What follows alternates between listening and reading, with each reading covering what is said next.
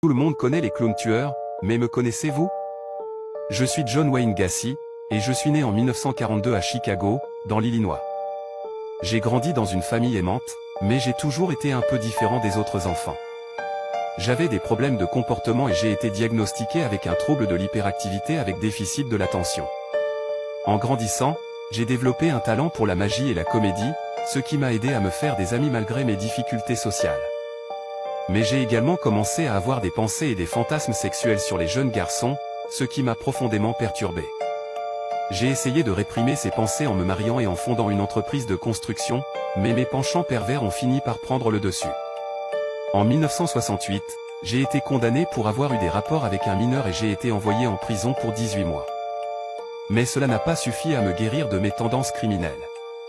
En 1972, j'ai commencé à tuer des jeunes hommes, principalement des adolescents, que j'attirais chez moi en leur proposant des emplois ou des faveurs sexuelles. Je les attachais, les violais et les étranglais, avant de les enterrer dans ma cave ou de les jeter dans une rivière voisine. Mes crimes ont continué pendant 6 ans, et j'ai fini par tuer au moins 33 personnes, dont certaines n'ont jamais été identifiées. J'ai réussi à cacher mes crimes à ma famille et à mes amis, qui me considéraient comme un homme aimable et généreux, impliqué dans la communauté. Mais ma chance a fini par tourner.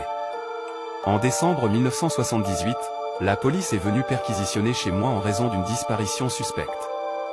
Ils ont finalement trouvé des restes humains dans ma cave, et j'ai été arrêté pour meurtre. Au cours de mon procès, j'ai maintenu mon innocence, mais les preuves étaient accablantes. J'ai été reconnu coupable de 33 meurtres et condamné à mort pour 12 d'entre eux.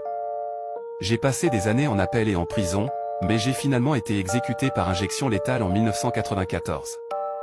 Mon histoire a choqué le monde entier, et a été largement couverte par les médias.